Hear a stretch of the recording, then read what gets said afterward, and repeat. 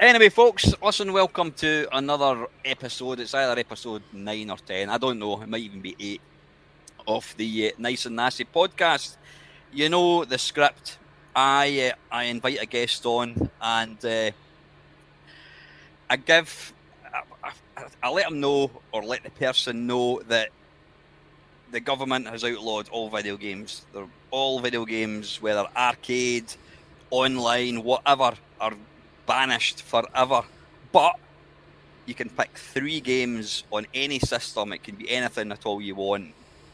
Broadband is available, Wi-Fi, whatever. So it could be an online game, it could be an arcade game, whatever. So my guest gets to pick 3 games, bearing in mind these are only 3 games they will ever be able to play until they kick the bucket.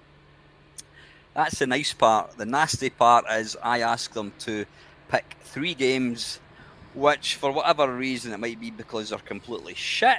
It might be because, I don't know, they're too easy, they're not worth the money, bad game design, whatever. It could be anything. Or in one instance, I had somebody on a couple of weeks ago, he picked a game which I was astounded about, but the reason was because that particular game prompted a genre of gaming which he just didn't get on with. So it's a Nice and Nasty podcast. Now, I'm delighted to bring back an old mate. If I was to be honest, I have had more people messaging me, when are you and this guy going to make videos again? These are brilliant, and I didn't think it was going to happen, and I'm delighted. I'm not going to say Johnny Rotten is returning to Sex Pistols, but he's here for one night only. He might come back. We'll need to wait and see. So anyway, you know the name. It's Lukozer. How the hell are you, mate? It's been a few years. It has been a few years, yeah. My ego is already starting to swell quite significantly after that intro. Yeah. Either that or it really doesn't speak very highly of the rest of your content if the stuff with me in it is considered the best. Jesus Christ. Anyway, apart from that, yeah, I'm alright, yeah. You're doing well. You look like you've lost a bit of weight, have you? Cheers. That's one of the most backhanded compliments you can ever pay anybody. Not that you were ever, you weren't fat at all, but you look like a bit. Oh, I was, yeah. You been hitting the gym or something? Or? No, Jesus Christ. Do I look like someone who would be doing that? No, the honest answer is I've no idea why I look thinner than previously, because I haven't done anything to warrant it, so... Yeah. How I'm not going to go into any details, but how you keeping anyway? Just much the same, mate. You know, I'm surviving. You know. Aye, we'll leave it at that. Yeah. Now, obviously, we've not done any videos for quite a long time together. We have been put together with a mutual friend of ours, Panther UK. We've taken part in Son of the Sid show, which was my idea originally, but anyway, I'll give him it. Which is basically Panther's version of the Sid show, where we would collectively pick 5 Sids and play them in their entirety and talk about why we like them. So these were great videos, and obviously Lukozer and I have done some of the, in my opinion, some of the most entertaining videos that I've put out, which again might not be saying very much, but we've featured collective the top 10 or the worst 10 and whatever. It's been great, really good. So anyway, it's been great to see you back, or get you back on the channel. Obviously, you've been putting out. I mean, you're not that active on YouTube these days, are you? No. Well, I was saying sort of briefly before we started this. Yeah, I still keep getting ideas for stuff that I'm going to do, and then as soon as I've got an idea, the next thing I'm thinking is, right, what excuse can I come up with for not doing this? And I come up with an excuse straight away, so I just don't bother doing them, you know. So I've really got to be in the mood for it. And the worst thing is that there have been, plenty of occasions where I really do think, oh yeah, actually, I'm in the mood to do a video now. It's 3 o'clock in the morning. No, I don't think I'm going to start it now, though, So... Yeah, I get these sort of like flashes of inspiration at the worst possible time, and then by the time I think, okay, right, I can now sit here and do it. I've already come up with a whole slew of reasons as to why why I won't bother. Why you shouldn't? Yeah. So they still come along every now and then, and they still will, but you know, I've got about as much idea of when the next one's going to be as you do. Yeah. Aye. I know you obviously still. But no, I'll not even mention the game because I don't want any kind of spoilers. But yeah, I mean, you've done quite a few videos with Panther, various generally around kind of, I was going to say rock music, heavy metal music. You've done various, and you did a 4-parter, and that was, what was it? Did it start off? You were going to pick your top 20 each. Well, yeah, the one you're thinking of, yeah, the 40 greatest metal songs of all time. It was like we both picked 40. Originally, it was only going to be a top 10, and yeah, Chris eventually he got in touch with us and he said, "Look, right, I've got a list of about 24, and I don't want to cross any of them out." So I was like, "Okay, right, we'll make it a 30." And then my list ended up at about 35. So I said to him, okay, right, we'll make it a 40. And it's like, okay, top 40. Everyone knows the top 40, right? So we're going to stick with the top 40. So we did that. And then we did a part 5 with 11 sort of like also rans that didn't quite make it. So it ended up being a top 51. So yeah, a total of 102 songs being played there. And there was only one, duplicate. Yeah. Seriously, yeah. I'm about. I think I've finished now. If I'm right in saying, I think each episode you split it into 4, and each one's about 4 hours. So there's about 16, 20 hours worth of material to listen to. Yeah, and I had to edit that fucking thing. I hate editing videos, so sitting there with like 20 hours of footage to do. Oh, was there a lot of editing involved? I suppose toilet breaks and that kind of stuff. Was it? Yeah, actually, there wasn't a hell of a lot. I mean, yeah, the old Kazi breaks kept cropping up, but other than that, the only editing that I really needed to do was put on, the MP3 of the song that was being played over the top of the regular audio, and that was about it. So yeah, there wasn't a lot, but there was enough, enough for me to deal with. I would struggle to name 100 and bloody, is it 102, 104 you said it was? Well, it was 102, if you combine both of our lists together. Yeah. And without any spoiler, I take it the final countdown did not make it into the top 104. Shockingly, no it didn't, but Chris did choose a song by Europe, and it was Rock the Night, which to me, I mean, it is barely a step, above the final countdown. I could not believe it when he chose that. Epic. So you've done that, and you've done a few like sort of film ones. You did I started listening to it and I switched it off because I had to go to my bed. But you did one where it was kind of an unusual one where is it Jim? Yeah, Jim. Yeah, me, Jim, and Chris again. Yeah, we were doing the watch along, and we were watching 12 Angry Men, and it was supposed to be the first of like a series. I haven't abandoned the idea. I do want to do more, but the idea is I did a very short video announcing that it was going to be on, such a day at such a time, and it gave people the chance to go and get a copy of the film that we were going to be watching. And obviously because of copyright problems, we can't show the film on the screen, so we're all watching it. And anyone else who was there, hopefully they had their copy of the film and they'd be watching it along, and then they would, type in their comments throughout, and we'd be talking about it throughout. And then at the end came the review and that, and it worked really well. So yeah, I do want to do some more of those, and hopefully it'll happen. I've got several films lined up that I would be featuring. we'll see how that goes with that one. What was it? What did you get? Any decent feedback on that one? Then it's quite an unusual thing. Yeah.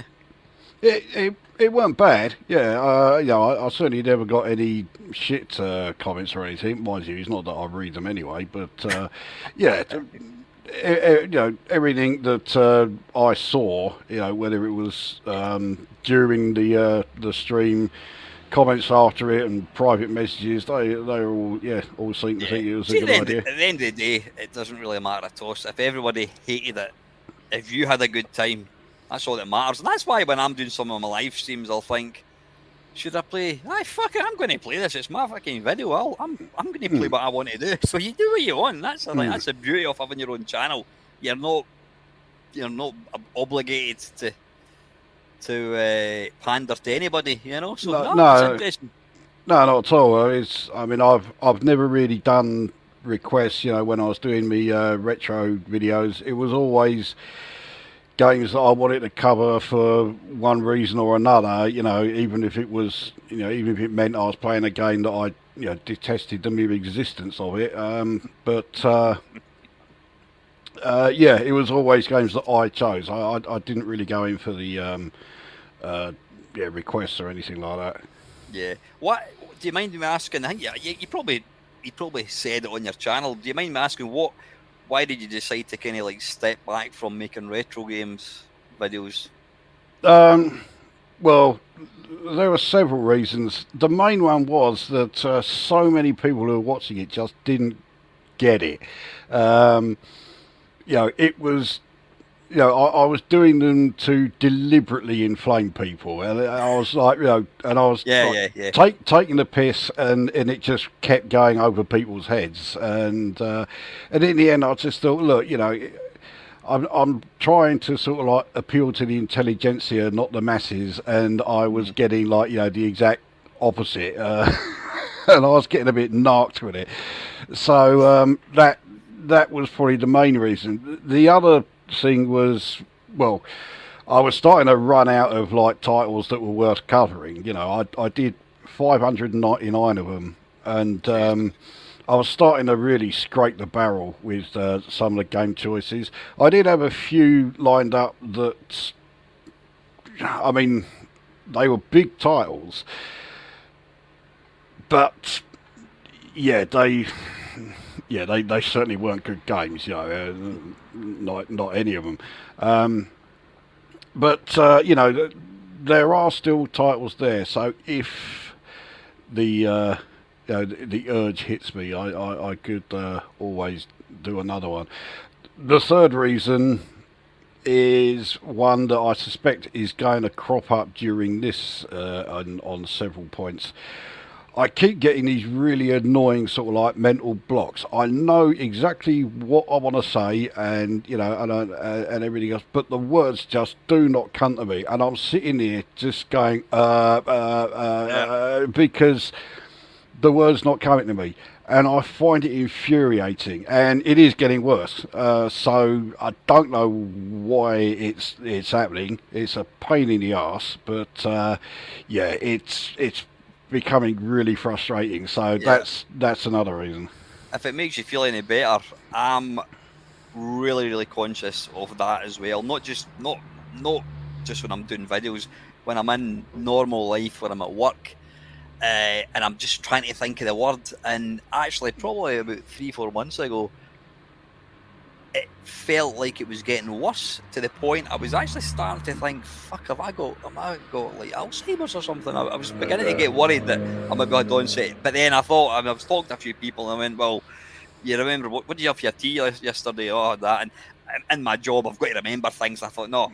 But I've been like that for a long time. I think it's extremely common. It is very, very common. I'm quite good at writing things. I can articulate pretty well, but when I talk, I just come out with you'll notice words like basically, and what I'm trying to say is people use the same fucking phrases. I'm really guilty of that. I keep always saying stuff. Yeah. What I'm trying to say is lots of people use that, and I'm really bad for that. I can think of the words, and I'm like, oh, what's that again? I'll say to my girl, what's that word? Oh, okay. And then you end up just saying something. There we go, I've just got it right now. You end up saying something far simpler to get the point across, rather than coming out with some fancy adjective. You just say, oh, that was rubbish. Yeah, exactly. Yeah. So that was bloody disappointing. Oh, that was fucking crap. Yeah. So so you know exactly. I think it's just an age thing. You know. I mean, we're both. You know, we're in our 50s now. You know. You can't, anyone out there, you got to cut us some slack now, all right? Yeah. We're two old farts still playing video games, for fuck's sake. You know. Yeah, collectively we're over a century. I think I'm older than you, but probably pull us just over 100-year-old anyway. Oh yeah, we do. But then when you think about it, you're getting one video with about 70 years worth of gaming experience. Yeah, that is one way of looking at it. I'd not thought of it that way. I'm not quite sure if my gaming experience really does amount to very much, but well, I've certainly got the duration, if nothing else. But no, I mean, I'm not going to put you on the spot and say, are you going to return to the scene?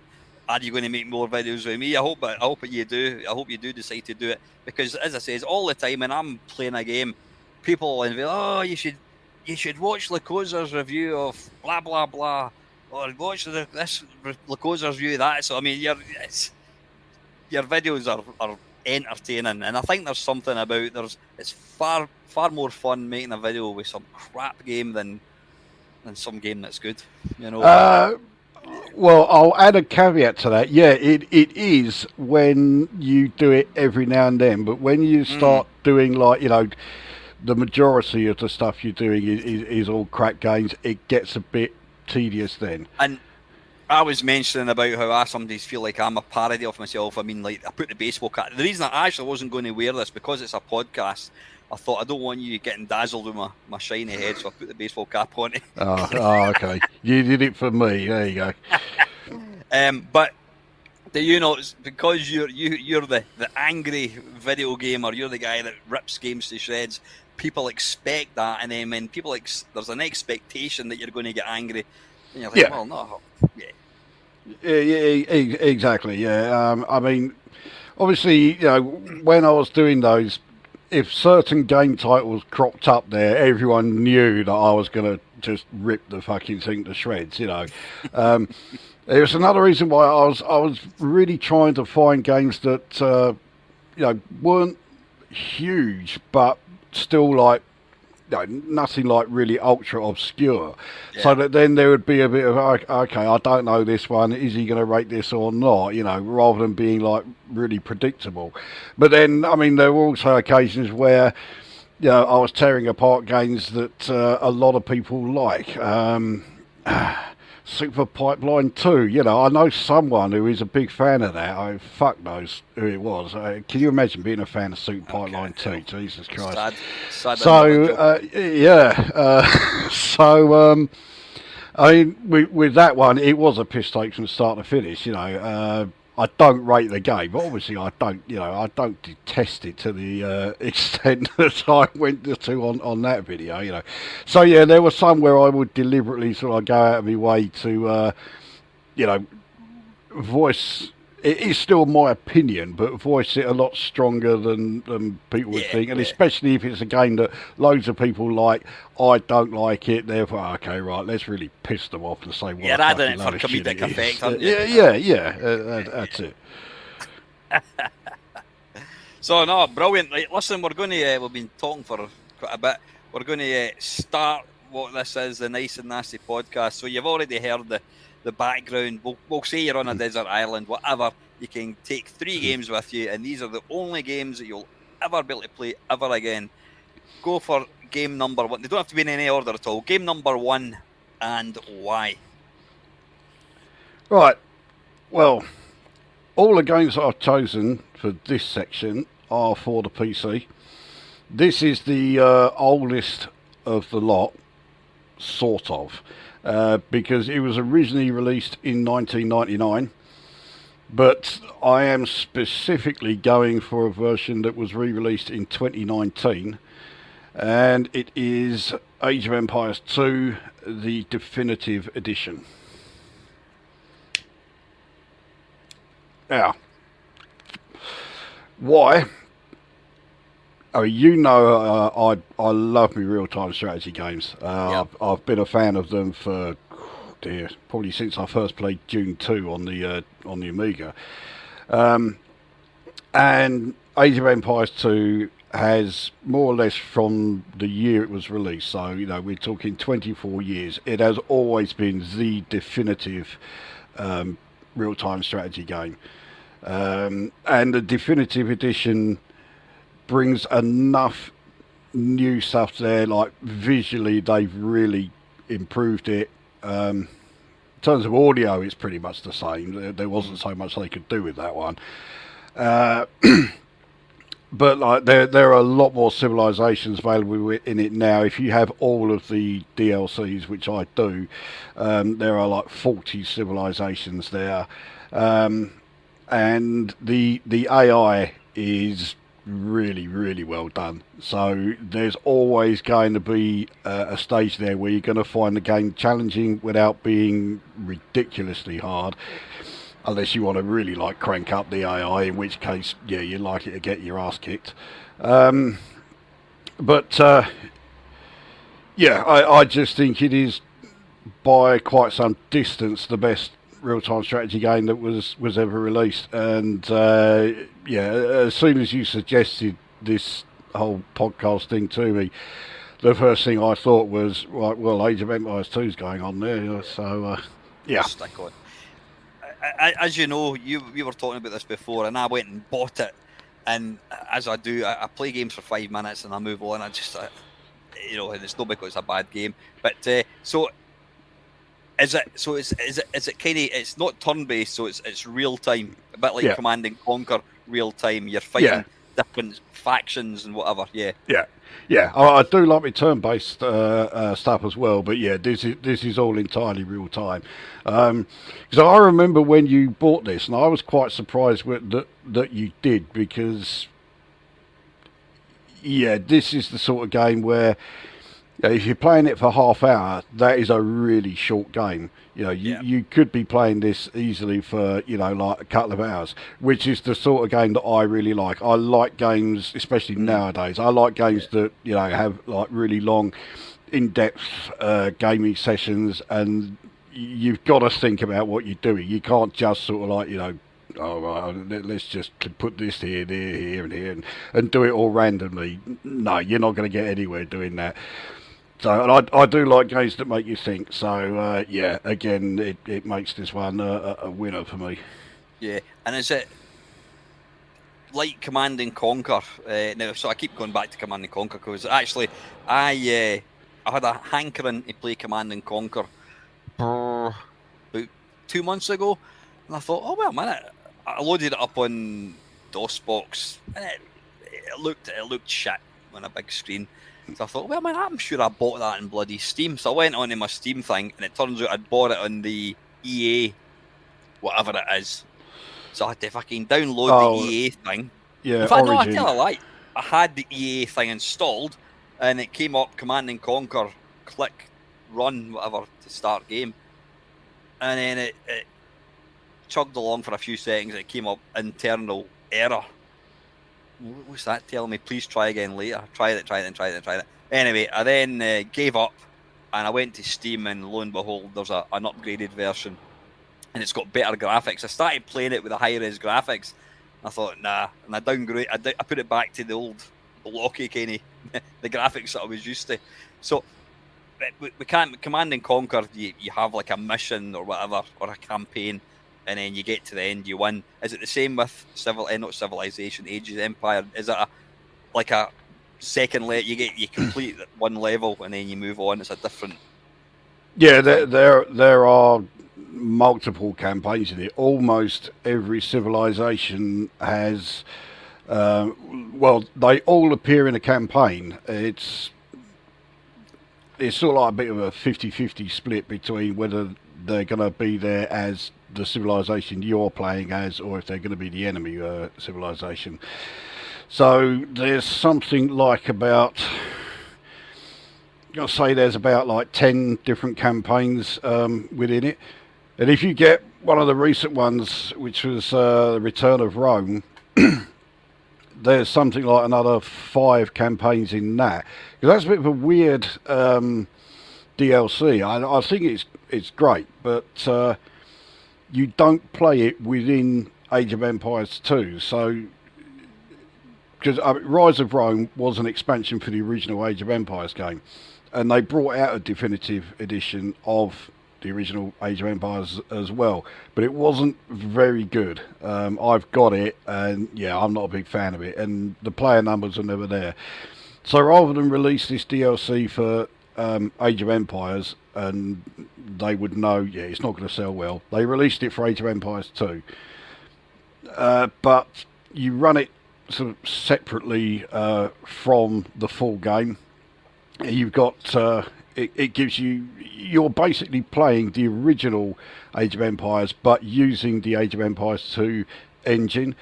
And so you've got an additional, say, 5 campaigns there. So you've got 15 campaigns plus there's the skirmish modes, which is what I play most often. I just go in there and do like the individual skirmishes, but I do like to sort of set it so that everything's going against me and seeing how well I can do from that. So I'll go in. I've beaten the AI at the most extreme level, which is extreme.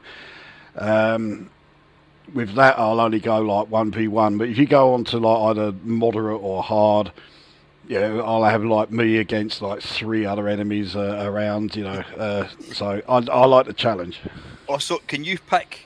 Presumably, you don't play. Do you play it against other online people, or is it all computer generated? Oh yeah, you can do either or. So you're not limited to just the AI. You can go online and play. I play. It's not usually like 1v1 games, but we usually play co-op ones, and I'll play that with Jim from the who's been in some of the other vids, and Stuart, who's a mate of Jim's, and he is so much better than me and Jim. I'm probably the worst of the 3 of us, and Stuart's out there, he's slaughtering like enemy civilizations while me and Jim are still like building up a fucking village. We're nowhere. So, all right, so the 3 of you can you club together and you're taking on a kind of common enemy. Yeah, exactly.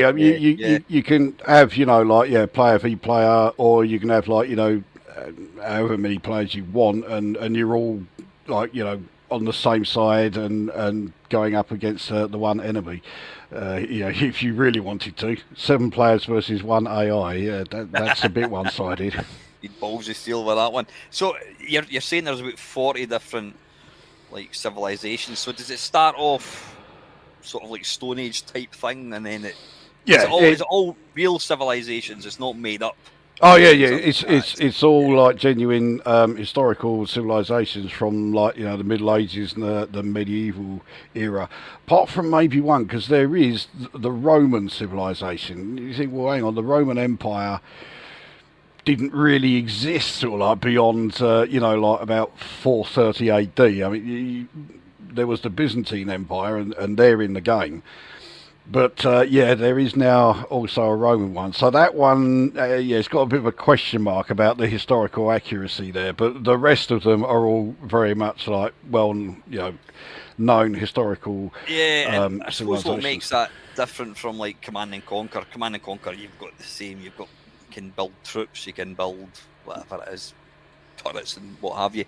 I suppose when you're playing a specific civilization like the Stone Age, you're going to be throwing sticks and rocks at people. But then when you get to like World War II or whatever, you're going to have planes and cannons. Well, this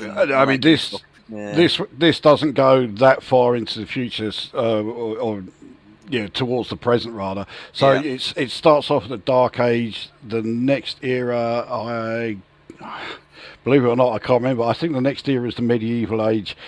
Then it's the Castle Age, and then it's the Imperial Age. The 4th is the final. So that's That's as far as it progresses. But I mean, you're still building, like huge great castles, and you're still using huge bloody great trebuchets to knock the things down, So there's plenty there. And also, no two civilizations are exactly the same. They all have their own unique unit, and they all have like various, advantages and disadvantages. So it's not just graphical differences between them. There are actual like gameplay element changes between them as well. Yeah, it's like the Romans against medieval. Can you mix them? Yeah. Well, you can do that one. You can have the Romans going up against, so you could have the Romans fighting against the Byzantine Empire, which, that'd be an interesting one. The Roman one is, I say, that's the odd one out. All the rest, they were all around at the same sort of like era, so... it all makes sense in a historical sense. I know it sounds like a real interesting game. It's, I would imagine it doesn't require quite a bit of investment to get it. Hopefully they don't bring out DLC for like the current time, so you're playing like the Picts against World War III, nuclear bomb. Oh no, they wouldn't do that. There is a game actually. It's another RTS game called Rise of Nations, which I'm also a huge fan of. That also has some turn-based elements in it as well. I love that one, but that's one where you start off basically pretty much in the Stone Age, and you go right the way through to the nuclear age, and you're sending out B-2 stealth bombers and dropping nuclear missiles on them and that, so it goes right the way through. Obviously it doesn't have anything like the depth in each of the ages, but that's another RTS that I really like, but still doesn't compare to Age 2. I've not heard of that one, I must admit. Is that quite a new one? Is that one that came out fairly recently? No, that one's that one is quite old. I think it was another one like this definitive edition here. They did bring out like an updated like HD version of it. I absolutely recommend it to anybody who likes RTS games. Chances are most RTS fans will probably already have it, but it is another great one, that. Mm-hmm. No, excellent. Listen, it's a good choice, and I can imagine can you complete the game, or is it one of these games where you'll never get bored of playing it? I mean, you can complete it. You can complete all of the campaigns, but bearing in mind that I've been playing this game on and off for 24 years, I've only ever completed 2 campaigns, and one of those is the tutorial. So the campaigns are really tough. You've got to be a good player to be able to do well in the campaign. So what, man, you've been playing it for 24 years, so it's taking you about 12 years to do one, averaging 12 years per campaign. I mean, to be fair, it has been quite a while since I last tried to do any of them, so I might be able to actually get somewhere if I tried one now, but so far, I've done 2, and like I say, one of those is the tutorial, so Stevie Wonder could complete that one. Well, if I started playing now, I might just complete one before I kick the bucket. Anyway, no, listen, I can totally get why you would want to take that to your underground bunker thing, whatever it is. So game number 2, and why? What and why? Right. Game number 2. Right. I have a feeling I might be the first person to do this. But my second choice is a game that I don't have and I've never played. But there's a reason for it, because it's a role-playing game. I love role-playing games. Again, I'm a big role-playing game fan. And role-playing games are always at their best the first time you play it, because you really do have no idea what's coming. You don't know what the campaign is. You don't know what any of the missions are going to be. Nothing. So it's all completely new. And that's what I really like. So my game number 2 is Baldur's Gate 3, which came out this year. So this one, I can't remember how long it's been since Baldur's Gate 2 came along, but it's been a long old fucking time. And this has been like, massively updated compared to the two previous ones. Visually, it's very much along the same sort of lines as, say, Dragon Age Inquisition, which I think looks fantastic. But this one, obviously, the visuals are much more up to date. And bearing in mind that Dragon Age Inquisition came out in about 2014, I think it was. So, but yeah, it looks and plays much like that, which sold me almost straight away.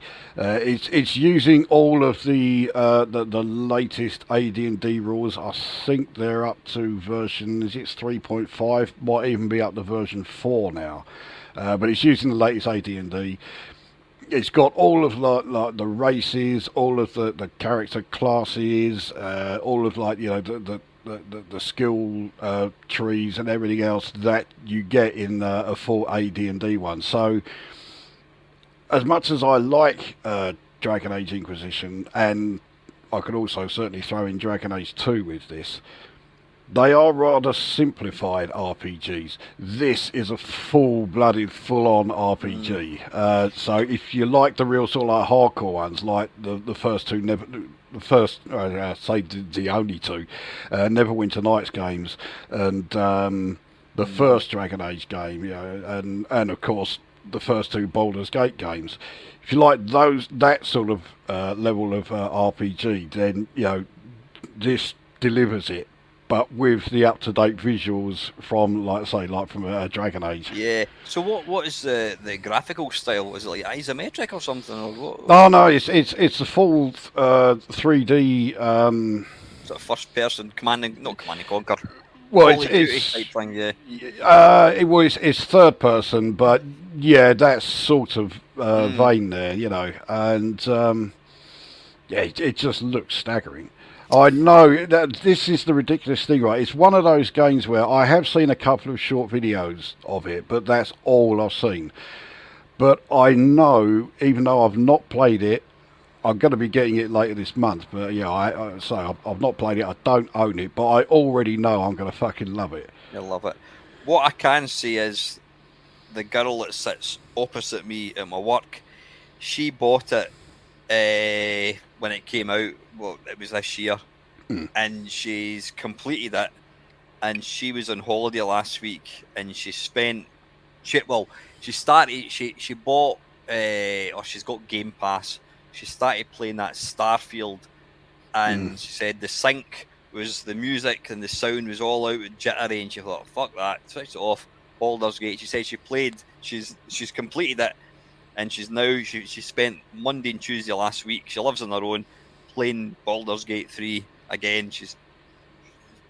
That's, I know nothing about the game, but I can only tell you that she thinks it's fantastic. She's completed it, and she's restarted it. She wants to go through it again. So yeah, I mean, I'm like a lot of hardcore RPG fans. If I can spot where to go to in order to complete the main campaign, that's the last place I go. I've got to explore everything else first before I move on. So the chances are, like my first playthrough, if it's anything like Dragon Age 3, in that I racked up, it was over 120 hours before I completed it. I reckon with Baldur's Gate 3 it's going to go way beyond that. So yeah, I'll certainly get plenty of time sunk into it. I think she told me that she just kind of did what you're not going to do. She just kind of went, kind of just rushed to the end, complete the level, move on. Oh, okay. Yeah, I can't do that. I've got to see as much of the game as I possibly can. So yeah, I will go off exploring here, there, and everywhere. You want to rinse it to the very nth degree. Yeah, exactly. Yeah, I'm like that with every role-playing game. Well, I'm like that with my the only modern game I'm playing right now is Power Wash Simulator, and yeah, it's exactly what you think. Yeah, you just wash things with a power washer, and it's literally just. And I've got it in Game Pass, and I've completed it. I've completed every single level, and I mean, some of the things can take days to complete. It tells you you've got a wee bar, so if you're washing, like, say, the wall of a castle, you'll see it like 100% dirt, and the more you wash it, it goes down. And you end up like a tiny ball hair of dirt, and you spend hours looking for this little bit that you've missed. So I've completed it, and now I'm on to like the bonus. I've seen the end credits, and now I'm on the bonus thing. But where am I going with that? Yeah, I'm just total OCD, and it's a utterly pointless game. I was going to say, are they going to release a DLC called the OCD expansion pack for that one? Jesus. And I've just heard that they're bringing it out for the bloody Oculus Quest, so I'll need to get it in that. Absolutely. Can you imagine power washing in 3D? Okay, well, how about this for an idea? Buy a power washer. It's probably a damn sight cheaper than an Oculus Quest. You can do the real thing. But you don't get your feet dirty when you're playing it in VR or on the PC.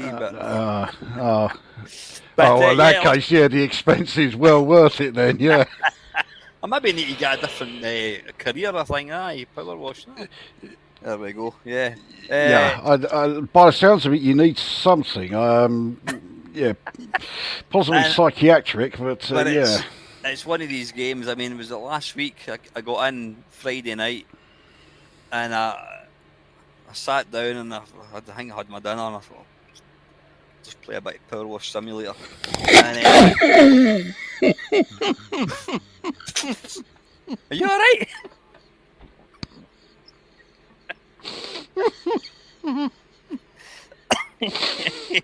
That's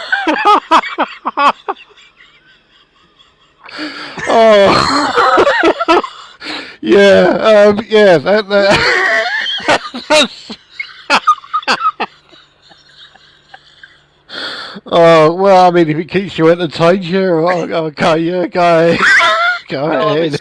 So I sat down, started playing it, and then about what I thought was an hour later, my daughter came down at about 11 o'clock. She's, Dad, why are you sitting in the dark playing that? And I'd been sitting for like 4 hours. Oh, Jesus. Well, yeah, well.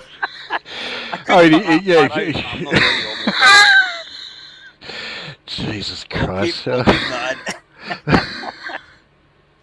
anyway, that 3. What? Bear in mind, you're on this desert island. What do you think?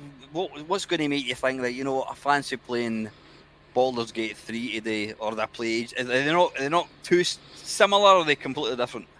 Between what, Baldur's Gate 3 and I mean, which? Are you going to play one on a Tuesday and a Wednesday, and the other one and? Well, what I tend to do when I get certainly if I'm getting a new game, I will play nothing but that for at least a couple of months. Which is what you should do, yeah. So and of course the other thing is with role-playing games, I always play them as magic users. So if I fancy something different, I can always go back to it and say, right, this time I'm going to play as a fighter, which I never do, so I'm probably going to be fucking hopeless at it, but I'll give it a go. So there will always be something, something new there for us. Well, I think so. I mean, there's bound to be some people listening who are not really role-playing game fans who are going to think, well, what's the difference? Just because you're playing as a different character, but because with a magic user, most of the time you're going to be attacking from range. With a fighter, you've got to get up there, up close, and deal with them, with like melee weapons, which means that all of the stats that you're increasing as you're gaining levels in that, you've got to change different stats because magic users are not physically strong. They can't take the hits, whereas, of course, as a fighter, you've got to be able to. So, yeah, there is. I think there is absolutely longevity in that. And when you consider that the original Dragon Age, I forget when it came. I think it was about 2005. I think that came out, and I still play that today. So that's 18 years. So I certainly get plenty of mileage out of. And you wouldn't just play one of them. You would think I quite fancy playing Baldur's Gate 3 today, and then they're sufficiently different that keep you busy. Yeah, of my choices of games. You mean what you're comparing Baldur's Gate 3 Yeah, and yeah, yeah. If Age of you're on the Empires desert 2? island, you've got both these games. Are you going to want to play both of them? Oh Or yeah, are you yeah. I going? mean, Yeah, yeah, yeah. they're so, they couldn't really be much more different from each other. So Aye. yeah, there is certainly the variety there. Yeah, It's yeah. also, of course, another one where it's testing the old grey matter. There is bound to be areas where you got to think about what you're doing, which again, I really like that. Yeah. Do I use magic or not? I mean, I've played Gauntlet. Do I use the Oh, magic? there you go. So Yeah, yeah, yeah, yeah, yeah. I'm yeah. playing. Really, how much more experience do you need in the old RPG field? So that is game number 2. Game number 3, what would it be? Right, game number 3. Well, I thought long and hard about this one, and this is. I think this is going to surprise quite a lot of people, including you. Because it's a game that came out in 2014, and no, it's not going to surprise anyone because it's Elite Dangerous. I thought you were going to surprise me by not picking it. Okay. Well, I'll be honest, I'd chosen it, but not with a tremendous amount of enthusiasm. Because here's the weird thing with Elite Dangerous. I mean, obviously, yes, I've played the game to death, and I still play it. So it's got to be doing something right. Mm-hmm. Would I recommend it to anyone? No. I would, someone came up to me and said, "Oh, you play Elite Dangerous a hell of a lot. I don't have it. Do you recommend buying it?" I'd tell them, no, I don't. That's interesting. Well, the thing is, of course, I was there right from the start. I mean, I started playing it 10 years ago during the Beta 1. So, throughout the beta, there were various issues. Some of them were sorted, some were left to rot and are still in the game to this day. But when the game was actually published, because I've already been playing it for the best part of a year, when it came out, it's like, okay, there's nothing new here. It's just exactly the same thing I've been doing for the past however long. And it's taken quite a while, but it has now absolutely got to the point where there is plenty to do in it. In fact, so much so that now, if you've never played the game before and you buy the whole thing, so you also get the Odyssey expansion as well, there is so much there that you can now do that it's almost overwhelming. It's like, okay, where do I start? What do I do first? And of course, with that game, as it always goes, there's no right or wrong answer. If what you do works out for you, then yeah, okay, it's the right thing. But no one, there are plenty of people on YouTube that do this, but no one can say to you, no, you're doing it wrong if you do that, you've got to do this. No, that's absolute horseshit. If the game allows you to do it a certain way that you want to do, and you end up, being successful doing it that way, then that is the right way for you. It may not be right for anyone else, but it is for you anyway. Yeah. But I mean, considering the game is still being developed today, there are bugs and glitches galore in it. There are so many new features that get added, but they are implemented in such a rudimentary way as to put people off, and quite rightly. So, okay, I've put in, I don't know exactly how many hours, but I know it totals over 18 months. And that is continuous playing. Yeah. 24/7. Yeah. Yeah. So, obviously, yes, it's doing something right for me. There is still a challenge there for me, but yeah, it's a hard sell for me to recommend it to anybody, because I say the bugs and the glitches in it drive you to despair. They are so infuriating, and some of them, as I say, have been there for years, and they are never going to get fixed. And they are starting to scale things back a bit now. Frontier developments don't use their own servers for the game because the whole thing has to be played online, even if you're playing it solo. It's still got to be done online. Seriously? Oh, Yeah. Yeah. Which, I don't like that either. I think that's a shit move. Bullshit.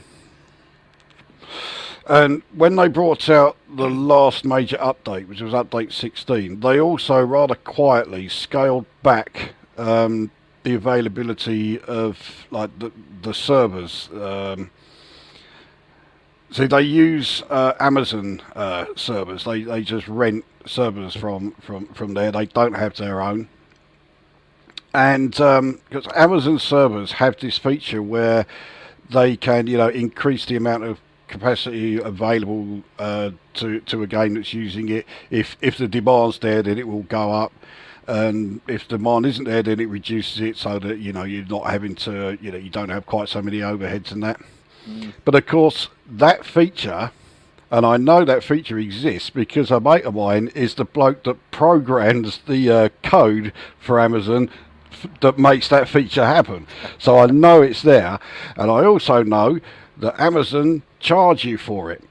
And as soon as I heard that, I was like, okay, so it's obvious what Frontier Developments have done. They are no longer paying that charge, so now they no longer have that. So the servers that we've got, there's no flexibility there, and they are not great. There's a lot of areas where you're sitting there and you're waiting for the servers to catch up with what you've done. So it does get a bit infuriating. Yeah. But a game that I have put over 18 months gameplay into it, yeah, of course I do like playing it, and it's not going to change. I'm still playing it today. I did a fucking live stream of it just a couple of days ago. Yeah. So I will carry on. Yeah, I mean, I tune into your videos sometimes, and you'll say, "Fucking, what's Mainmeister doing here? You should go playing it." And the reason I like to watch it is it is a staggeringly beautiful game. And sorry, I'm going to rewind for a wee bit. You said a phrase earlier on, overwhelming, and I think that's the problem I have with most modern games. Your Fallout 4s, your Zeldas, Baldur's Gate 3, give me Boulder 3. I feel even things like Grand Theft Auto 5. I start playing these games and then I think, right, what am I supposed to do now? And I get overwhelmed with I could be doing that, and I think I'm missing out because I don't really know what I'm supposed to be doing. I think I'm obviously missing out the point of the game, and I just give up. And obviously I attempted to play Elite and that kind of stuff. But when I watch you playing it, I mean, it's beautiful when you're like mining for stuff, and it could be out there. I mean, it could be film quality graphics, and I get jealous, like the fact that you've immersed, you know that the game inside out, and when you're talking to people about the game, it's almost like a way of life, and it's like you've got so deep into it, and people that do play it, Panther included, I know he's put a lot of time into it. They get so engrossed, and it almost becomes a place to hang out. You go into Elite Dangerous, it's not a game, it's something a bit more than that. Yeah, there is certainly a degree of that, yeah. I think what helps is that I also played the first 3 games quite a lot before this, so it wasn't like, complete jump into the deep end. I knew what to expect. You get a lot of people complaining that there are so many aspects of this game that that's a grind. Now, if you've played the game, from the original one, and you played Frontier and you played First Encounters, you will know full well that is the gameplay. If you find it a grind, you may as well stop playing now because it's never going to change. That's what it has been from day one. Mm-hmm. So that's one thing. The other thing is with the thing about being overwhelmed because there is so much to do. It's a problem that I have with a lot of these like opening the games. I'm glad I started playing this when I did, even though I didn't rate you very highly back then because there wasn't much to do, but it meant that I could always focus on just like 2 or 3 things. If I was to start it now from scratch, I wouldn't know where to start. But of course, as all these new features were being brought in, I'd already, I'd got my ratings up to elite. I had enough fucking credits to do whatever I like with, and all this. So as the new features came in, I was able to focus purely on those and do all of the new stuff that came along. Which, of course, new players, and there really aren't very many new players coming in now. They would find it rather overwhelming. They wouldn't know where to start. And then you start thinking, well, if I focus on this, then I'm missing out on all this, and this, Yeah, that's the problem I have with all these games. I just... submissions and all this kind of shit, I mean, you were obviously kind of drip-fed the game. You started playing Elite Dangerous. I mean, I absolutely adored Elite on the Commodore 64. I think I got to... It was Dangerous. I think that was the highest I got. I never really got on with Frontiers on the Amiga because it was jerky, and I never really got into it. And I have dabbled with Elite Dangerous, but I think the last time I played it, I got caught in the mesh outside one of the spaces. I remember that. Yes, because you were teamed with me, and I was watching you, and you were having trouble just docking the space station, and I just remember thinking, this isn't going well.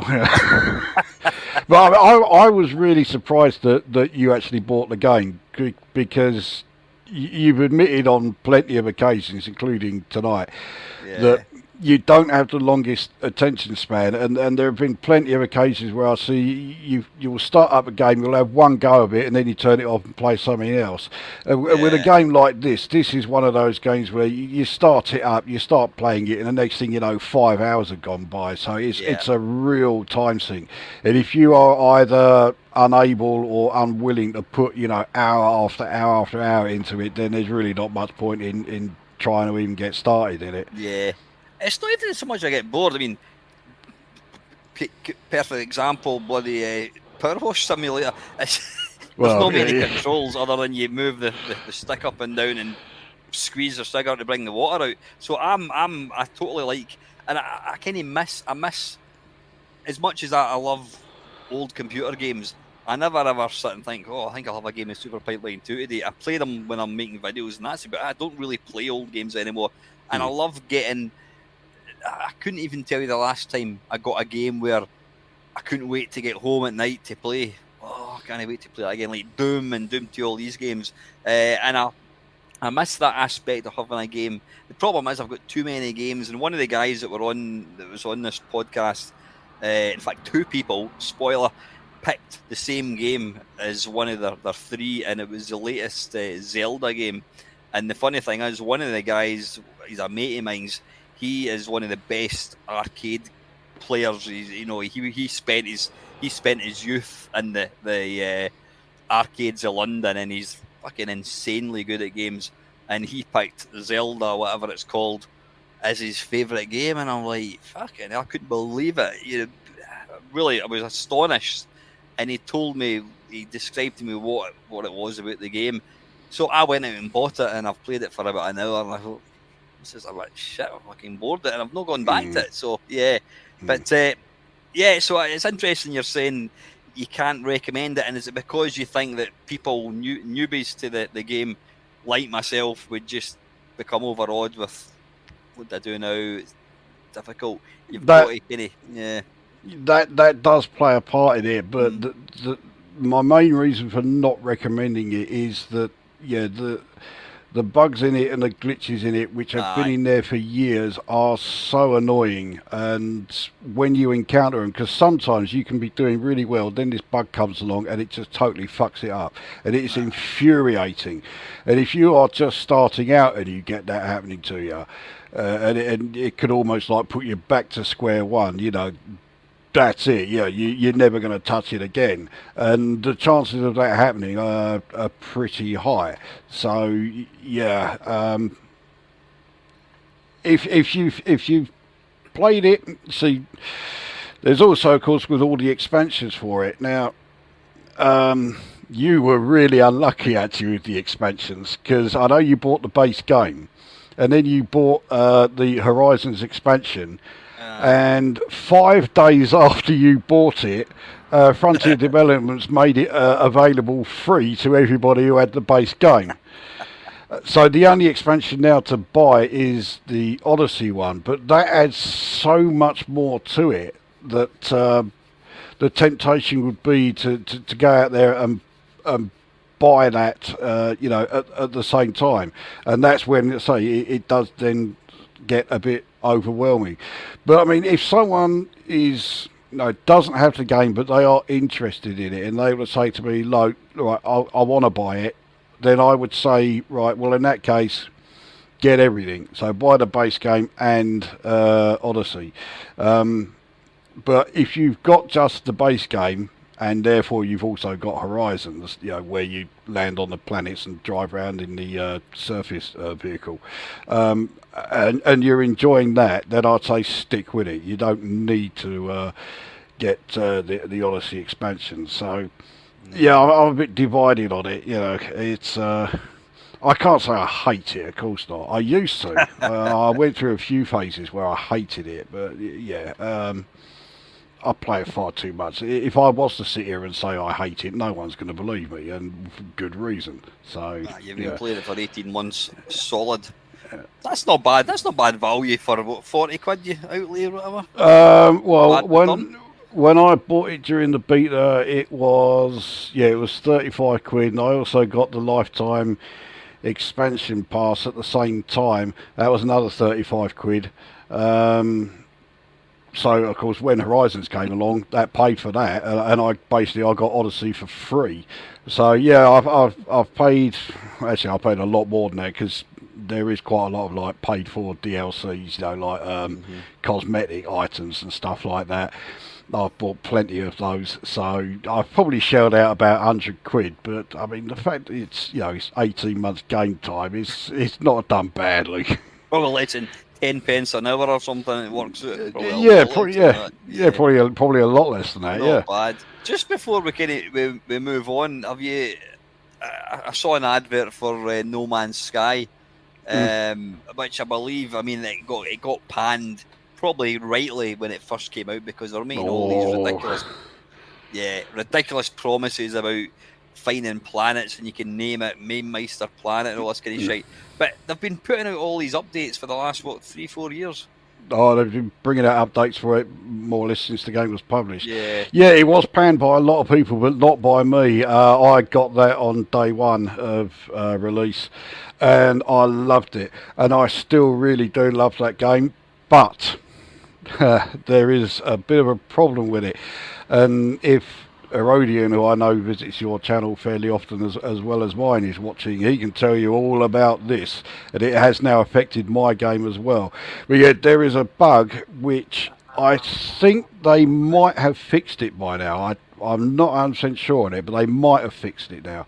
But it corrupts your save game. So when you start the game up and you try and load your save game, it puts you right back to the start again, and it just will not work. Now, obviously, with a bug like that, there is no point playing it because you just can't get anywhere, because every time you start it up, you've got to start from the beginning again. So if they fix that bug, then I would start playing it again tomorrow. Yeah, I remember you telling me that probably 3 years ago about that bug. I mean, you think they must have fixed it because it wouldn't sell. I mean, the video I saw, it was just a couple of days ago. It looked jaw-dropping. Oh yeah. It's like a film. I was like, fucking hell, let's just come on in leaps and bounds. Yeah, I think it's a fantastic game. I'm a huge fan of it, but the only reason I don't play it is because of that bug. I've got to at some point fire it up and try it out, because if they have fixed it, then yeah, I'll be going back to that in. If that bug hadn't existed, could that possibly have affected your third choice? Easily, that would have been my third choice. Yeah. Really? Yeah. Bar that bug. Yeah. But I mean, it's a serious enough bug, It means you pretty much, there is no point trying to play it unless you leave the game on, all the time, because as soon as you save it and then exit it, your save's corrupted and you're back to square one again. Yeah. Well, yeah, three quite strategy-based games. 3 games that obviously take a lot of investment, but you know, if you were to tot up the number of years that you've played these 3 games, there's quite a bit of. Well, two of them, yeah, I've certainly played for a long time. Baldur's Gate 3, that doesn't add a hell of a lot to the total game time yet, but it will. But anyway, as we know, it's not all ice cream and jelly. There's the vegetables part, which is the nasty part of the podcast. This is where I ask you to pick 3 games, which, for whatever reason, quite simply should never have existed and should have been banished to hell. In no particular order. What would the game of shame number 3 be? Why do I get a horrible feeling that anyone listening to this, they've just fast forwarded to this bit, haven't they? Right. Well, before I say the first 3 games, I added 2 of my own caveats to this. Firstly, anyone who's even vaguely familiar with my channel knows how much I detest cutesy platform games, so I've deliberately left them out, because I wanted to put in something different. Because otherwise I could just say, right, okay, New Zealand Story, Rainbow Islands, Rodland, there you go. So, you know, so there's no cutesy platformers here, right? That was too obvious, that one, anyway. Yeah, yeah, I think so, yeah. Stealing one of my choices as well. Okay, yeah, I can't do that then, can I? No.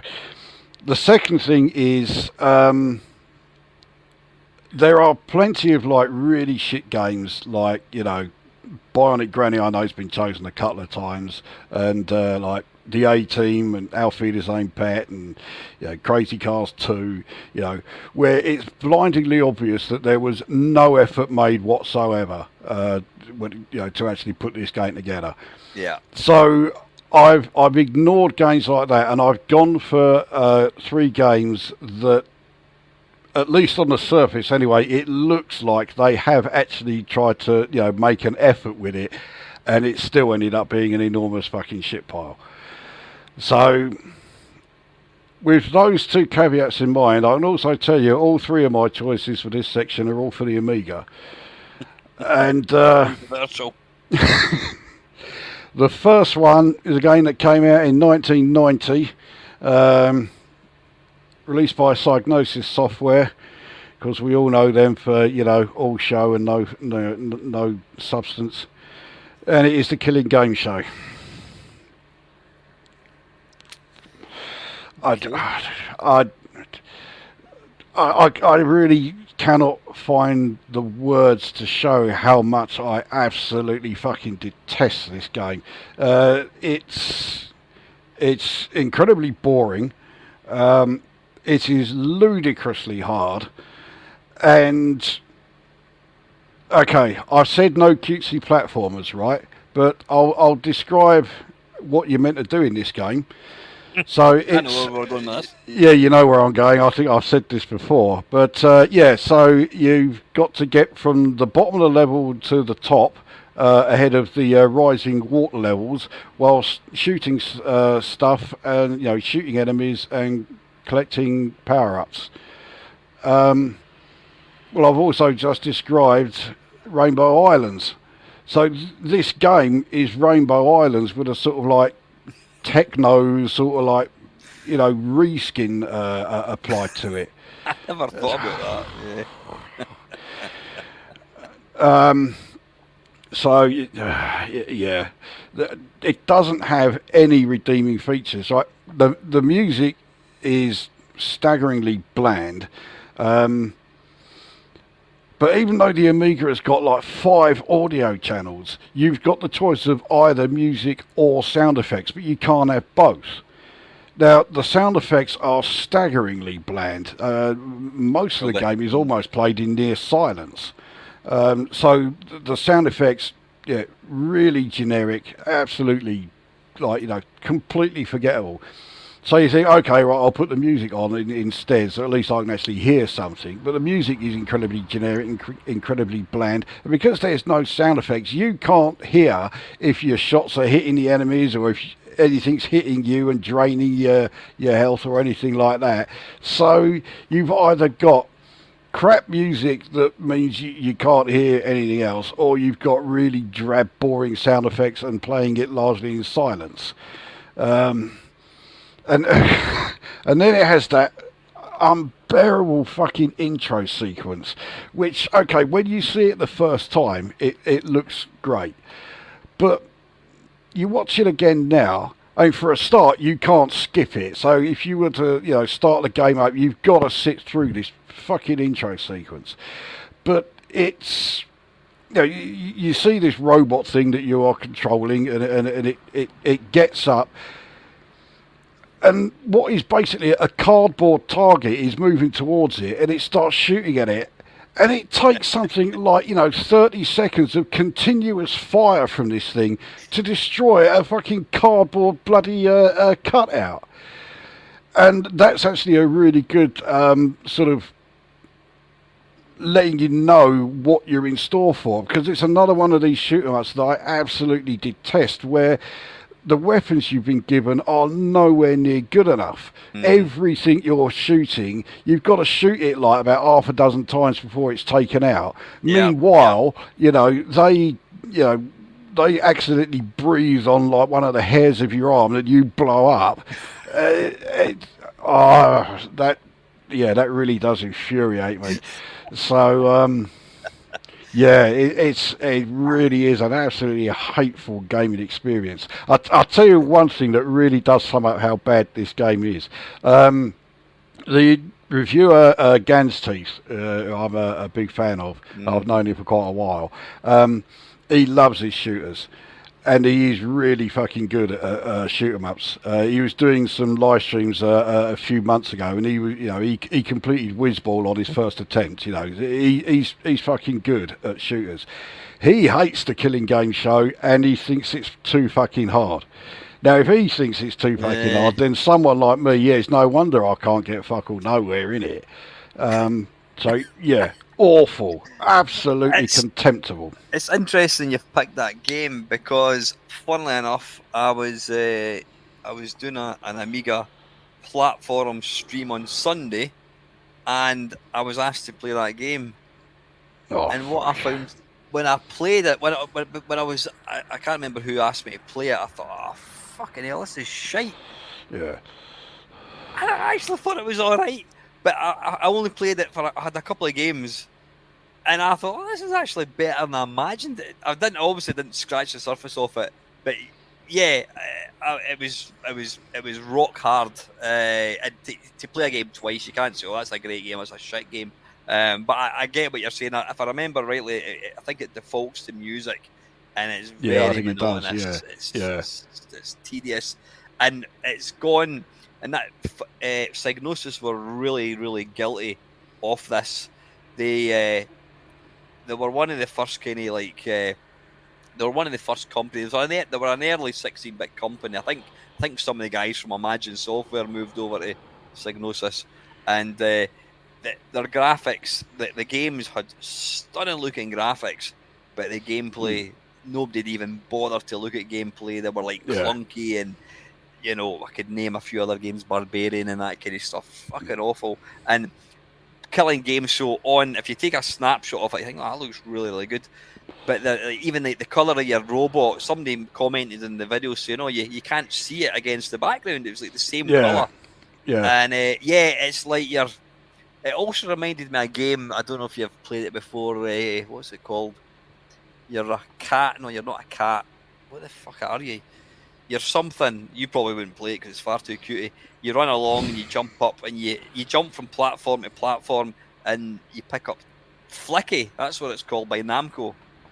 I've never heard of it. Yeah, I'll avoid it. You basically, it's similar. You jump up, but you jump up and down in platforms, and these little fucking things follow you, whatever. But kind of reminded me of that, and I never even thought about the comparison with a certain Andrew Braybrook conversion. We all know what you and I both think of that, and I know Panther's the same, and it's got nothing to do with the fact that we collude when we talk about these things. But so the two games that I played, I remember there was only like two baddies that you shoot, and you've got to fucking you've not got. You say that the firepower you get given is insufficient. Yeah, it's nowhere near enough. I what you need. really, yeah, I really hate games like that. R-Type's another one that's guilty of that, and I can't stand that either. Yeah. But yeah, I mean, this is something that Psygnosis, like you said, Psygnosis has been guilty of this right from the start. Games that look great, but well, actually, I don't even think Killing Game Zone looks that great. But when it came to the actual gameplay, I can only think of one time where they made a game that I actually liked, and actually two. I liked Leander, and I liked. Amazingly, one of the Shadow of the Beast games, but yeah, Shadow of the Beast 3. I like those two. Everything else, nah. Bollocks. Yeah, I was playing Leander. That was the first game I played, actually. I think I wasn't aware of that. I did have a pirate copy of it back in the day, but I never even loaded it. And when you and I were doing, I think we did a 10 games that you've probably never heard of, which you should really play. I remember that. Yeah, and Leander was one of mine. Yeah. I picked Dino Eggs, which is a big favourite of yours. It's a fantastic game. Which one was that? Dino Eggs. Oh yeah, that was a great one. That Dino Eggs. Yeah, and the guy that wrote that, what's his name? Something Schroeder. He actually commented on my video, and he told me that in fact, he commented on the video, which I thought was pretty great. And he sent me a link to it. He's done a remake of it, and it's not very good. Stick to the original. I've seen the remake of it, and I was really tempted, but I've not heard too many overly positive things about it, so I'll probably leave it. Stick with the original, but I've not really played that Killing Game Show to comment myself. I thought it was alright, the brief shot I've had of it, but so it's all fur coating, no knickers, complete lack of any substance, and ultimately boring. And intensely frustrating. Yeah, and completely wank sound effects as well, or not. Oh yeah, totally, yeah. You're sitting there listening and thinking, what the fucking hell they bother putting this in for? May as well have the game just silent and be done with it, I mean, we're talking about the Amiga. Do you say it's got whatever it is, 5 bloody channels? I mean, yeah, exactly, 5 channels. There's no reason for it to be like music or sound effects. Easily could have handled both. No. Yeah. I think the problem is Psygnosis, and like a lot of the companies, I know we're not going to talk about them at any great length. Titus Software, they were fucking crazy cars. They just had nice graphics, and there was like the animation and the movement, and that was just absolute shit. But they knew that people had just spent £400 on their brand new, spankingly new Commodore Amiga or Atari ST, and they wanted software. Like, oh fucking look at that! That looks brilliant. And then you put it on, and you go, this is fucking pish. But you wanted anything at all. Any game was better than nothing. Yeah, exactly. The early era of the Amiga, had plenty of games like that. I mean, okay, had some good stuff like Dungeon Master, which was fantastic. But But we're going to find out another 2 stinkers. So that was your game number 1, Killing Game Show. All right, so second one. So this came out in 1992. It was released by Ocean at a time when Ocean were basically buying every single fucking license for like film and television tie-ins you could possibly imagine. And so often it would be, it would be a license that had you thinking, why the fuck did they even bother getting a license for that? Who's going to want to play a game of that? And there is no better example of this than Cool World. I mean, why would anybody think that if there's one thing Cool World needs, it's a video game made of it? I don't know if you ever saw the film. I haven't. It's got Kim Basinger in it, is it? Yeah, that's right. That's all I know. That is all I know. I've never played the game. Right. The film is absolute bollocks from start to finish. It's total shit. And in that sense, this is actually quite an accurate film game tie-in because so is the game, But nothing happens in the film that ever makes you think, oh, that could translate well into a game. Nothing at all. And so you start the game up. and first of all, you've got this taking an eternity to load, and then you get this intro sequence and shock horror. Oh, it's the Kim Basinger drawing, and she's dancing around.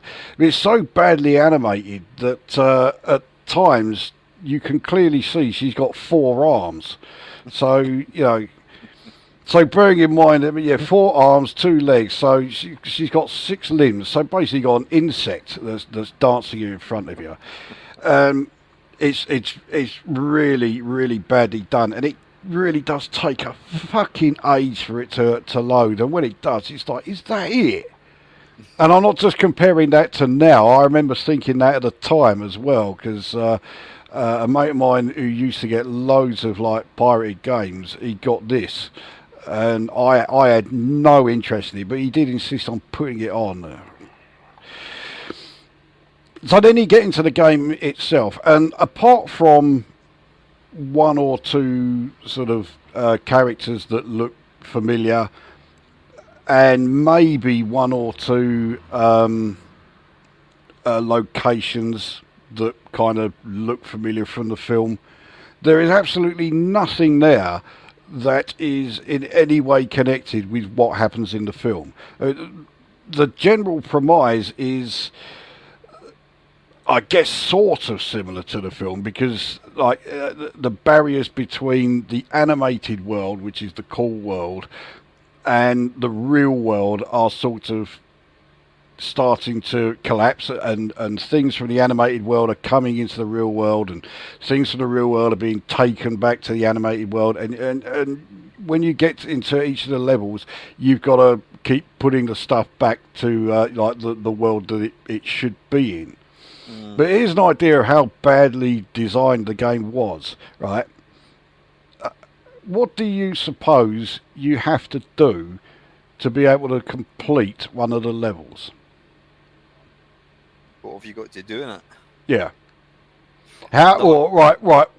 Let's say, you're playing it. You know that you've got to move the animated stuff back into the animated world, and you've got to get the real stuff from the animated world back into the real world again. Is it one of these little fucking things that you got in a Christmas cracker where you go?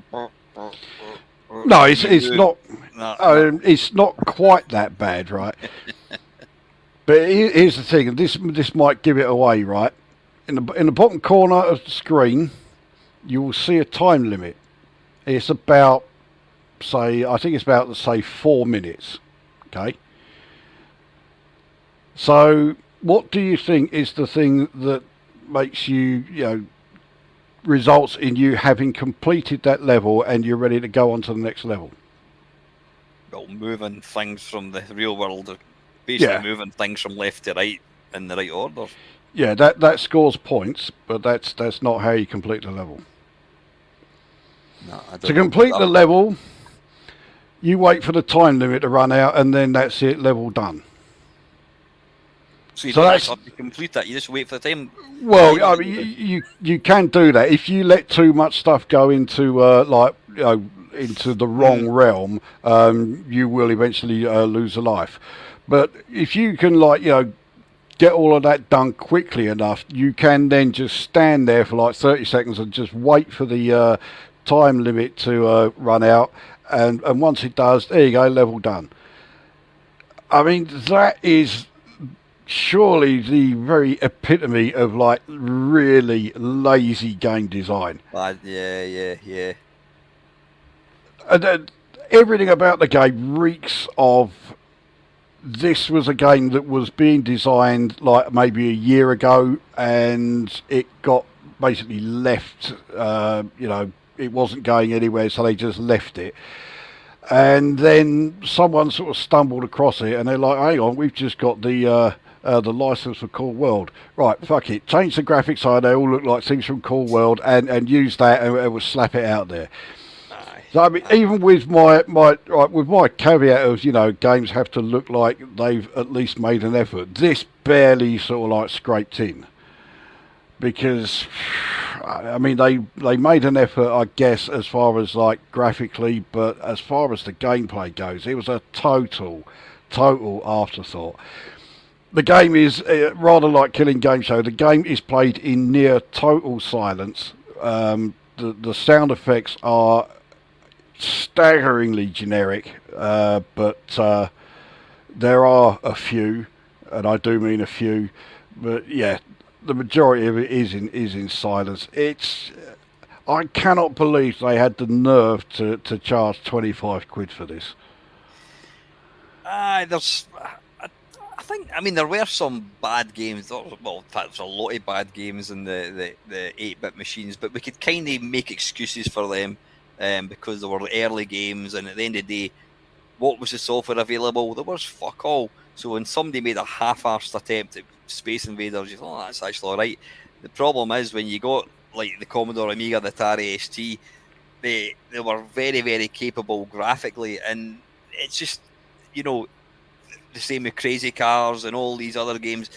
They got some guy for college who could actually draw, but you know, that's fine. Just fuck it, the lack of gameplay. Oh, don't worry about fucking. We'll charge £40, and these fucking idiots will buy it anyway.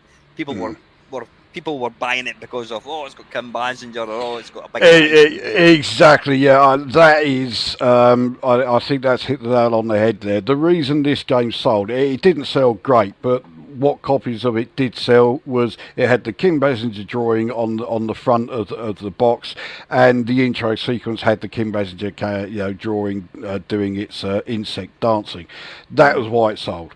Yeah, I mean, I have to say I'm not a fan of any of these Ocean film tie-ins. Not a fan of them at all. No. I don't know whether it's I was an older gamer, I was a more mature gamer than kids that wanted to play the Untouchables or RoboCop, but they're just a collection of little mini sub games supposedly based around excitement to the film, and they're just crap. Yeah, I mean, it was Platoon's was the one that got that started, and because Platoon was about the only around that time, Platoon was the only like film tie-in game that Ocean had made that was actually any good. Yeah. So of course they milked that format for all they could. Every fucking film tie-in was done in exactly the same way. Of course, at the end, you're going to get sick of it. You know, you want them to do something new. But no, you're getting the same old fucking shit again. So, Platoon and I guess Batman the movie, they were okay. I was going to say Batman the movie was good. Yeah, but after that, and also I'll say, Ocean were... Basically, they were buying up every fucking license they could get their hands on, and you would see this stuff being advertised in magazines. You would just be thinking, why are you making a game of this? You know, the Addams Family, fucking Hudson Hawk. You know, who's this aimed at? You know, who the fuck is going to want to play a game of this sort of shit? Yeah, and of course. Cool World itself, you know, that really was scraping the barrel. And then did you not have, I mean, one of the, you know, the best sort of like modern films, science fiction films like Terminator 2, great film. The game was absolutely garbage. Again, it had beautiful graphics, and it was just diabolical. I think the first part was like that little thing you get with Christmas crackers. You've got to move little sliding blocks. And then there's a bit of him. I think you only see the top half of Arnold Schwarzenegger, and he's just punching it. You literally just hammer the fire button. It's fuck all gameplay. And then you had shit like Ghostbusters 2. I don't think that was Ocean that enough, but I don't think there was any decent film tie-in. Blues Brothers wasn't bad. Funnily enough, that was by Titus. Yeah, that wasn't a bad little platform game. But apart from that, I can't think of any film tie-in that was. Yeah, I complete shit. Yeah, I did not like the Blues Brothers game at all. Mind you, I don't like the film either. So, actually, I think the game you were talking about there, where you only see like the top half of Arnold Schwarzenegger, I think that's Red Heat, which is even worse than Terminator 2. Actually, that was an Ocean one again, wasn't it? Yeah, exactly. Another Ocean one, buying up licenses galore and then just turning out absolute shite. You know. I don't know how the fuck were they able to get away with it for so long. How many like licensed games that were complete shit did they have to release before, like, you know, the game buying public finally cottoned on to the fact that no, they're always going to be shite, don't waste your money. They just kept on doing it and people kept on buying it. See, that probably explains why the games were all shit, because they got away with it. Yeah, they could afford people, it. Yeah, people kept on buying it, so they could just release any old load of bollocks and people would go and buy the thing. Although ultimately it did catch up in Ocean because they released Robocop 3 on the Amiga, and it had a specific dongle, a piece of hardware. I was playing a pirate copy of it like a month before it was released, and everybody was playing the pirate copy. It was pirated to hell before it even. I don't think they made a penny on it. But it was crap as well, anyway. So yeah, that's right. I had that. That was the one. It was all like 3D polygons, wasn't it? It hasn't aged at all well. No. So yeah, but we can. Could we possibly put a lot of these film? Are you with this cool world? Is that going to kind of pull in the general sort of multi-level film tie-in things, or is it specifically?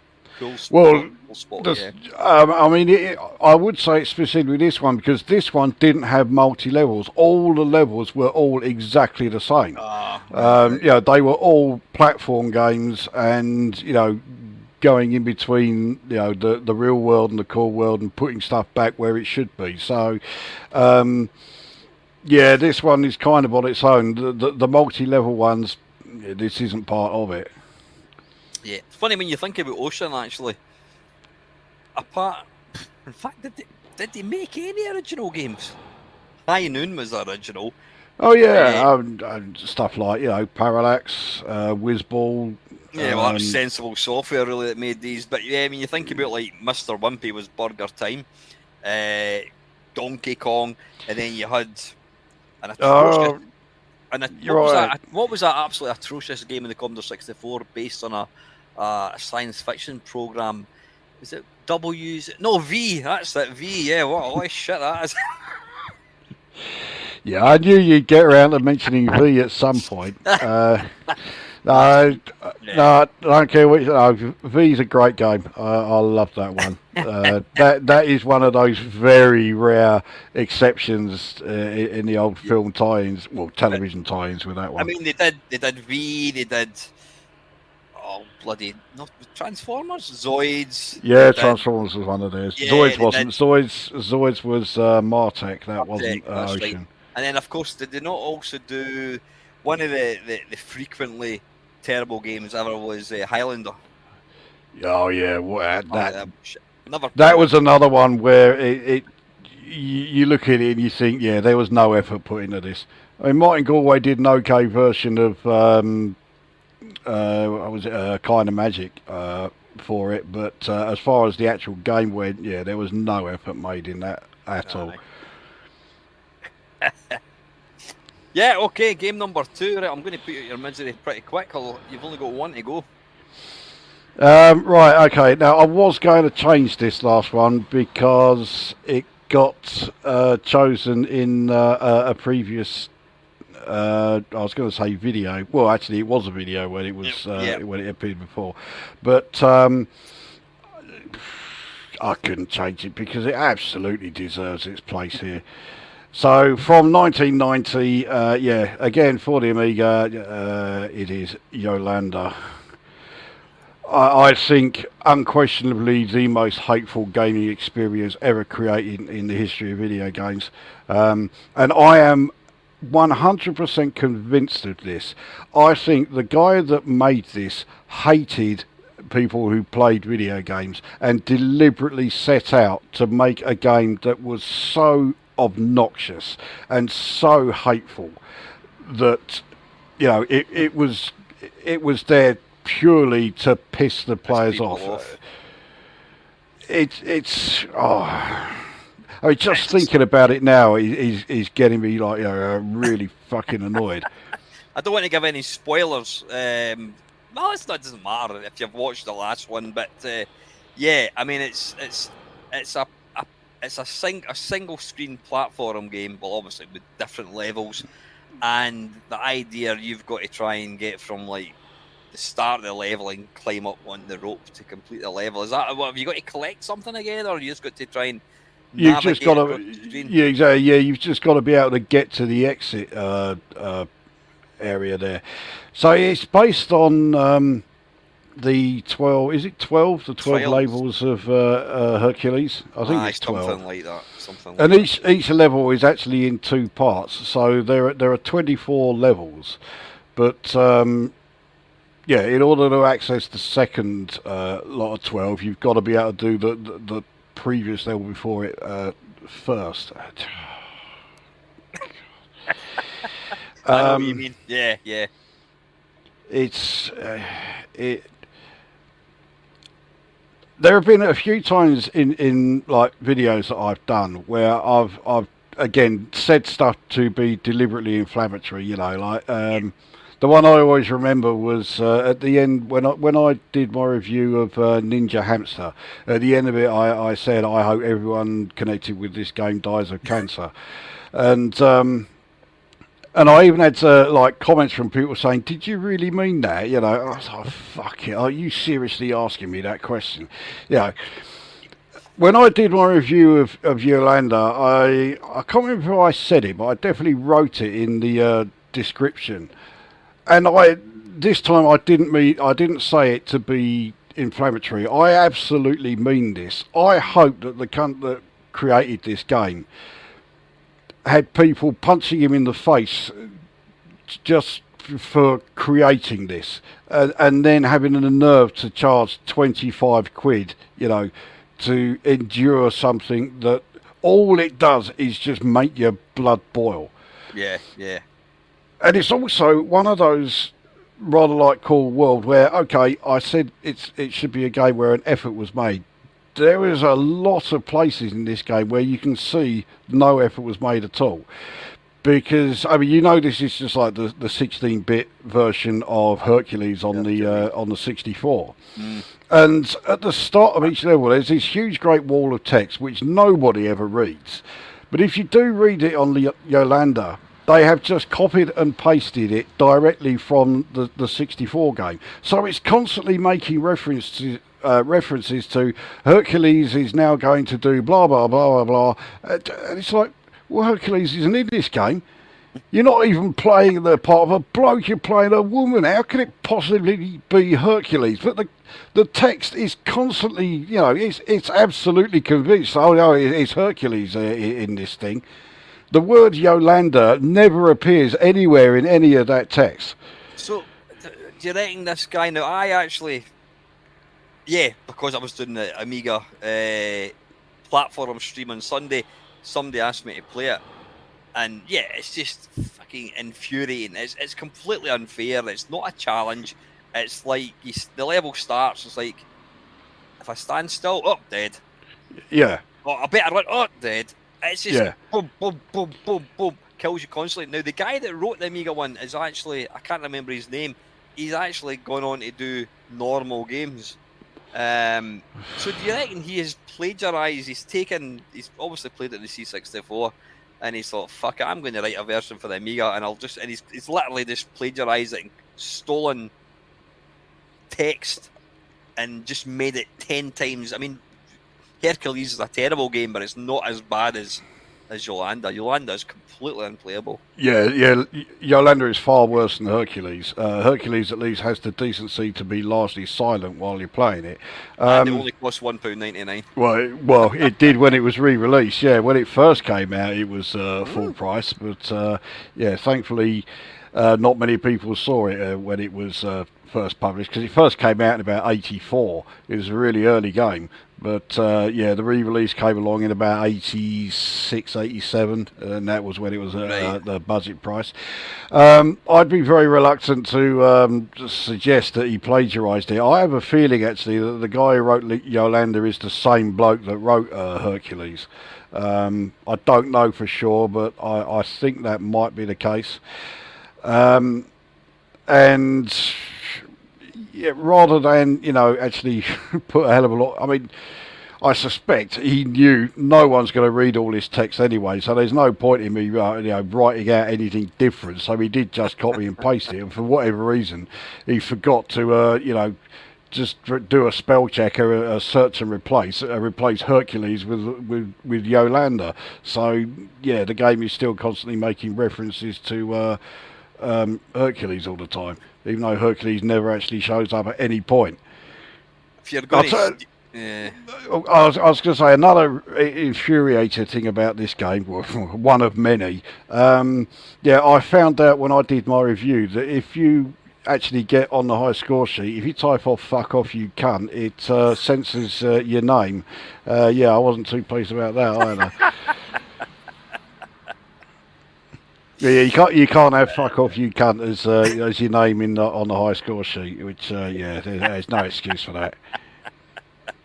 You know what I think though is the most annoying thing about this game, even though I say the game is, I think Shadows knows summed it up perfectly when he said the game's trolling you. It absolutely is, yeah. The most unbearable thing about it is when you first start and it does that countdown and it has that unbearable fucking like siren like noise like all the way through. You're sitting there thinking, God, hurry up and die just to stop that noise. It's like, okay, making the game so awful to play wasn't bad enough. I've got to add something else to make it truly awful. Right, let's have a really irritating sound effect there. Sorry. Oh, go on. No, I was just going to say, I'll need to double check who wrote it. And I'll need to go into fucking LinkedIn and Facebook and try and track him down and ask him, get him on here with us, and we'll pin him down and say, what the fuck were you doing? I mean, it must. There's games that are challenging, and then there's Yolanda, which is quite clearly an exercise in just trying to make it impossible. I mean, the ridiculous thing is, it's not impossible, but it has been coded so deliberately to be unbearably hard. I mean, I like games that are a challenge. I much prefer games to be a challenge than games that are really easy and get through them no problem. But this just took it to ludicrous extremes. And the time limits at the start are so tight that if you can go in either direction, left or right, if you take just one step in the wrong direction, then you can't get to the right place before the time limit is out and the platform you're on bursts into flames. Oh, you're dead again. So that's just taking a piss. Did you say that was full price? That was like a £35 game. Well, I think it was a 25 quid game. I mean, can you imagine having shelled out 25 quid and you got that? I mean, I got the game pirated, and I will quite happily admit, I did not fucking spend one penny on that game, and I didn't even wipe the disc. I snapped it. I was that fucked off with the game. You didn't even use it to make a copy of something else? No, I was that pissed off with it. I snapped the disc and chucked it away. Shit. Yeah. Well, there we go, folks. That's game number 3. So what was it? Yolanda, Cool World, and Killing Game Show. Killing Game Show, yep. 3. I'm not going to argue with any of these at all. Yeah, listen, that is it. I want to thank everybody for listening and tuning in tonight or today, whenever it is you're listening to this. And I just want to say a big thank you to yourself, Lukozer. You know my feelings. You're more than welcome to come on my channel anytime. I think you are the one of the most requested people to say, when are you going to make another video? I said, I don't fucking know. There you go. You can tell them to shut the fuck up now. I've been here. The door's always open, mate. You know where I am. I know people would. I mean that sincerely. You know, the fun we've had over the years making these things is brilliant. You know, there's plenty of mileage for other things as well. So thanks for joining me, Lukozer. It's been a blast. Until next time, folks. As always, thank you very much for listening.